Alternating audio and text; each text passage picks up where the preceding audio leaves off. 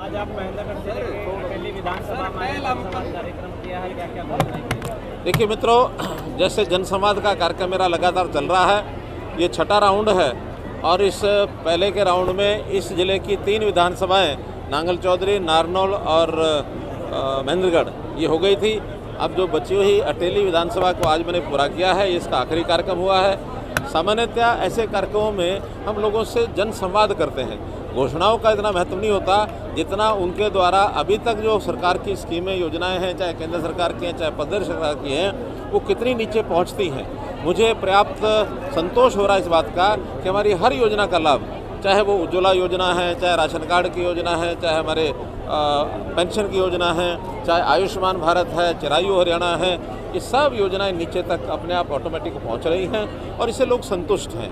इसी प्रकार से जो लोगों की डिमांड्स होती हैं वो हम उनसे ले लेते हैं। कुछ इक्का दुक्का जो डिमांड्स हमको पहले पता होती हैं वो हम स्वीकार कर लेते हैं, लेकिन सारी डिमांड्स को प्रदेश में वहाँ जनसंवाद नाम से एक पोर्टल बनाया हुआ है, उसमें लोड करते हैं और उसमें जितने टाइम में जो पूरी होने वाली होती है, अभी तक 14,000 ऐसी डिमांड्स जनसंवाद पोर्टल पर चढ़ चुकी हैं, जिसमें से 2,500 पूरी हो गई हैं, बाकी प्रोसेस में चल रही हैं। और अभी हर दिन जैसे जैसे कार्यक्रम होंगे उसमें कभी 500, कभी 700, कभी 1000 ये नई जो डिमांड्स हैं, नए जो एप्लीकेशंस या ग्रीवेंसीज आती हैं वो उनको ऊपर चढ़ाते हैं और ऑटोमेटिकली उनको बात करके उनको पूरा किया। आज विशेष क्या घोषणाएं रही सर? पानी की जो विकास कार्यों को राहत दी है प्रदेशवासियों को। जैसे आज तो पिछले दिनों में मुझे पता लगा कि बहुत सालों के बिल पेंडिंग पड़े थे पब्लिक हेल्थ डिपार्टमेंट के।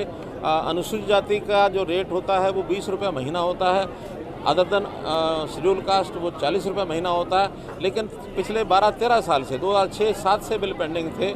उस समय टंकियां बांट दी गई थी, किसी को बिल मांगा नहीं गया, बाद में भी लगातार चलता रहा। और अब डिपार्टमेंट ने उसके इंटरेस्ट और उसकी पेनल्टी लगा करके एक एक कंज्यूमर पर 15,000 से 25,000, 30,000, 40,000 रुपये बिल निकाल दिया था।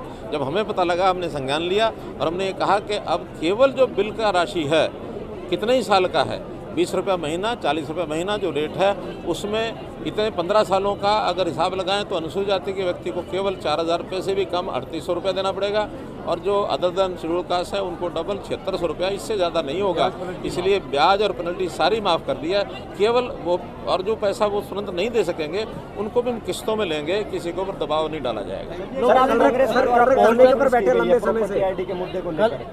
कितना ही वो करें, उनको जितने सुधार के हमारे कार्यक्रम हैं उन कार्यक्रमों से तकलीफ हो रही है, क्योंकि जनता में जो सुधार के विषय जाएंगे, क्योंकि प्रॉपर्टीज़ के झगड़े और प्रॉपर्टीज़ की जो एम्बिगुअस जो एंट्रीज़ हैं वो इतनी ज़्यादा वर्षों से लटकी पड़ी थी, जो लोगों को पता ही नहीं होता था ज़मीन खरीद ली, उनकी प्रॉपर्टी के मालिक थे कि नहीं थे, उनको पता ही नहीं होता था। हमने प्रॉपर्टी ID के माध्यम से सारी चीज़ें ठीक करें। लंबे समय से कलीमा और दोगड़ा का विवाद था, वो खत्म हो गया, उस पर क्या कुछ निर्णय हुआ? आपने कहा था कि 1 महीने बाद आएंगे।